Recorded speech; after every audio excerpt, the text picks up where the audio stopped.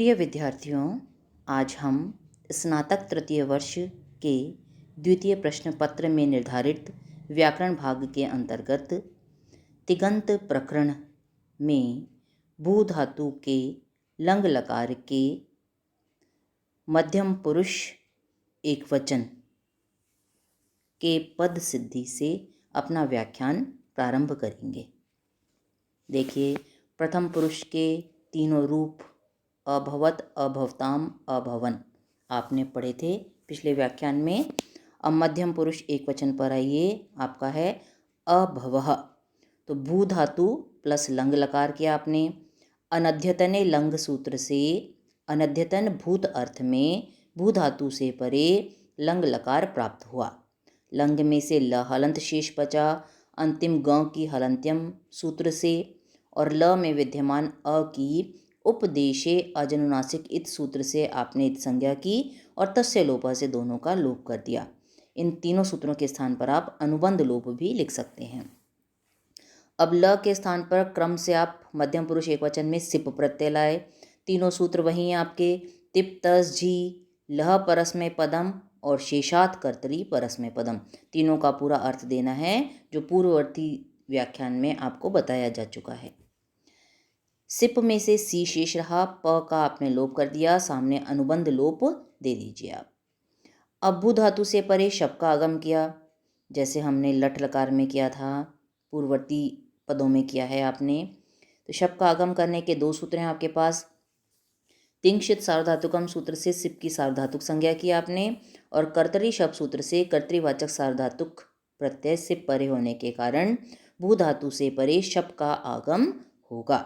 शप में से अ बचा आपका, सामने अनुबंध लोप दे दीजिए आप। अगली पंक्ति में भू धातु में भू में जो ऊ है इसके स्थान पर गुण ओ कर दीजिए। भो अ प्लस सी सूत्र है आपका सार्वधातुक आर्धातु कहो सूत्र से सार्वधातुक प्रत्यय परे होने के कारण इगंत अंग भू के अंतिम ऊकार के स्थान पर गुण ओकार आदेश होगा। अगली पंक्ति में ओ के स्थान पर अव आदेश कर दीजिए तो ब हलंत रह गया। ओ के स्थान पर अ व हलंत किया आपने। शप में से अ बचा हुआ है और सी प्रत्यय है ये आपका।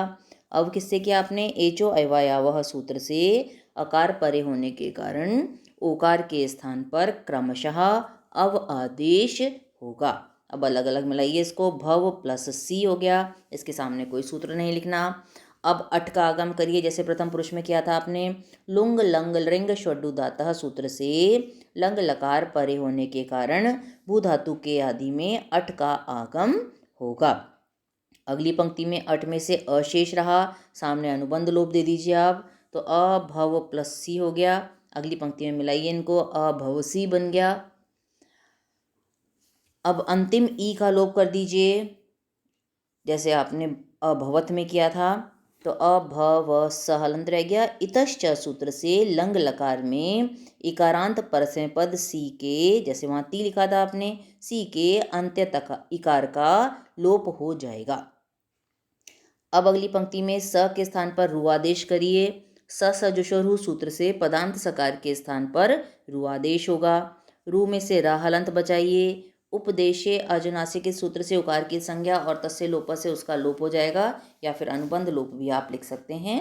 अगली पंक्ति में र हलंत के स्थान पर विसर्ग कर दीजिए अभवः, और उसके सामने दे दीजिए खर वसानी और विसर्जनीय सूत्र से अवसान संज्ञक रकार के स्थान पर विसर्ग आदेश होगा। तो बना आपका अभवः इति सिद्धम। मध्यम पुरुष द्विवचन में बनेगा आपका, जैसे आपने प्रथम पुरुष द्विवचन बनाया था अभवताम, बिल्कुल वैसा का वैसा बनेगा अभवतम।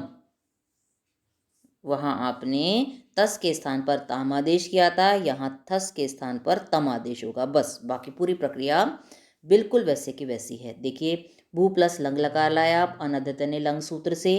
लंग में से ल हलंत शेष बचा, सामने अनुबंध लोप लिखा।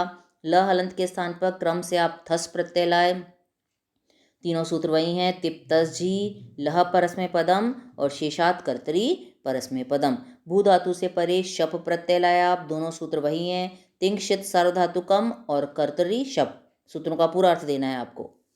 बार बार पुनरावृत्ति होने के कारण यहाँ पूरा अर्थ नहीं लिखा है मैंने, लेकिन आप इसका पूरा अर्थ लिखेंगे। शप में से अशेष बचा आपका, सामने अनुबंध लोप, भू के उकार के स्थान पर गुण ओ कर दीजिए, भो अ प्लस वस सार्वधातुक आर्धातुक अयो सूत्र से सार्वधातुक प्रत्यय परे होने के कारण इगंत अंग भू के उकार के स्थान पर गुण उकार आदेश होगा। अब ओ के स्थान पर अव आदेश कर दीजिए तो बहलंत रह गया, ओ के स्थान पर अ वहलंत किया आपने, शब का अ है ही और थस प्रत्यय है ही आपका। एचो अवयावह सूत्र से अकार अर्थात स्वर परे होने के कारण ओकार के स्थान पर क्रमशः अव आदेश होगा। अब मिलाइए इनको अलग अलग, तो भव प्लस थस हो गया, इसके सामने कुछ नहीं लिखना। अट का आगम करिए आदि में, तो अट भव प्लस थस, लुंग लंग लिंग षडुदातः सूत्र से लंग लकार परे होने के कारण भू के आदि में अट का आगम होगा। अट में से अ बचाइए, ट का लोप कर दीजिए, सामने अनुबंध लोप, मिलाइए इनको, अभव प्लस थस हो गया आपका।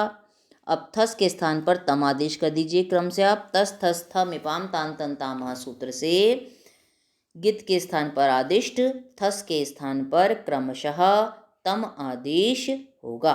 सबको मिला दीजिए, अभवतम इति सिद्धम। बहुवचन में बिल्कुल ऐसा कैसा बनाना है आपको, अभवत थ के स्थान पर केवल त आदेश करेंगे आप, बिल्कुल वैसे के वैसे। देखिए भू प्लस लंग लकार आपने क्या नदतने लंग सूत्र से, लंग में से ल हलंत शेष बचा, सामने अनुबंध लोप लिखा आपने, ल के स्थान पर आप कौन सा प्रत्यय लाए यहाँ पर, थ प्रत्यय, तिप्तस जी लह परस्मै पदम और शेषात कर्तरी परस्मै पदम सूत्र की सहायता से। शप का आगम करिए, भू शप प्लस थ तिंशित सार्वधातुकम और कर्तरी शप सूत्र से। शप में से अ बचा आपका, सामने अनुबंध लोप, भू के उकार के स्थान पर गुण उकार किया आपने, तो भो अ प्लस थ सार्वधातुक आर्धातुक अयो सूत्र से सार्वधातुक प्रत्यय परे होने के कारण इगंत अंग भू के उकार के स्थान पर गुण उकार आदेश किया आपने। अगली पंक्ति में ओ के स्थान पर अव कर दीजिए तो बह हलंत रह गया, एचो अयवाया वह सूत्र से अकार परे होने के कारण ओकार के स्थान पर क्रमशः अव आदेश होगा। अलग अलग मिलाइए, भव प्लस थ हो गया आपका, कुछ नहीं लिखना इसके सामने सूत्र। अब आदि में अट का आगम कर दीजिए, अट भव प्लस थ लुंग लंग लिंग षडुदातः सूत्र की सहायता से। अट में से अ बचा आपका, ट का लोप कर दीजिए, सामने अनुबंध लोप, मिलाइए अलग अलग, अभव प्लस थ हो गया, थ के स्थान पर त कर दीजिए, तस तस थ मिपाम तान तन तामह सूत्र से गित लकार के स्थान पर आदिष्ट, थ के स्थान पर क्रमशः त आदेश होगा। मिला दीजिए, अभवत बन गया, इति सिद्धम। अब उत्तम पुरुष एक वचन में बनाना है आपको अभवम। देखिए भू प्लस लंग लकार, ये भी बिल्कुल वैसा का वैसा है, 4 शब्द एक से बनेंगे आपके, बस आदेश अलग अलग होंगे, बाकी पूरा रूप वैसा का वैसा है। कौन कौन से आपके, प्रथम पुरुष का द्विवचन, फिर मध्यम पुरुष का द्विवचन और बहुवचन, और फिर उत्तम पुरुष का एक वचन, है ना। तो अब बनाइए, अभवम भू प्लस लंग लकार लाए, सूत्र वही आपका अनदतने लंग, लंग में से ल शेष बचा, सामने अनुबंध लोप, ल के स्थान पर क्रम से मिप प्रत्यय लाए, तीनों सूत्र वही हैं, तिप्तस जी लह परस्मै पदम और शेषात कर्तरी परस्मै पदम, पूरे लिखिएगा आप ये। शप का आगम करिए, भू शप प्लस मिप तिंशित सार्वधातुकम और कर्तरी शप सूत्र से। शप में से अ बचा तो भू अ प्लस मिप, अनुबंध लोप सामने लिख देंगे आप। भू में ऊ के स्थान पर गुण ओ कर दीजिए, भो अ प्लस मिप, किससे किया आपने, सार्वधातुक आर्धातुक अयो सूत्र से गुणादेश कर दिया। ओ के स्थान पर अव कर दीजिए, एचो अयवायावह सूत्र से, तो भ हलंत हो गया, अव हलंत है आपका, शप में से अ बचा हुआ है, प्लस मिप प्रत्यय है ही आपका। अलग अलग मिला दीजिए, भव प्लस मिप, इसके सामने कोई सूत्र नहीं लिखना। अगली पंक्ति में आदि में अट का आगम करिए, अट भव प्लस मिप, सूत्र आपने पढ़ा हुआ है, लुंग लंग लिंग षडुदातः सूत्र से लंग लकार परे होने के कारण भू धातु के आदि में अट का आगम होगा। अट में से अ बचाइए आप, सामने अनुबंध लोप। अब अगली पंक्ति में मिप के स्थान पर अम आदेश कर दीजिए, सूत्र वही है आपका, तस तस थ मिपाम तान तन तामा सूत्र से गित लकार के स्थान पर आदिष्ट, मिप के स्थान पर क्रमशः अम आदेश होगा। क्लियर है यहाँ तक। अब देखिए मिलाइए इनको अलग अलग। अभव के अंत में भी अ है और सामने अम भी है आपका, तो दोनों अ को मिलाकर एक अ कर दीजिए, अभवम, और सामने लिख दीजिए अतो गुणे सूत्र से अकार से परे गुण अकार होने के कारण पूर्व पर अर्थात अ प्लस अ के स्थान पर गुण अ पर रूप एकादेश अ होगा। अतो गुणे सूत्र से अकार से परे गुण अकार होने के कारण पूर्व पर के स्थान पर रूप एकादेश अकार होगा। और आगे इति सिद्धम।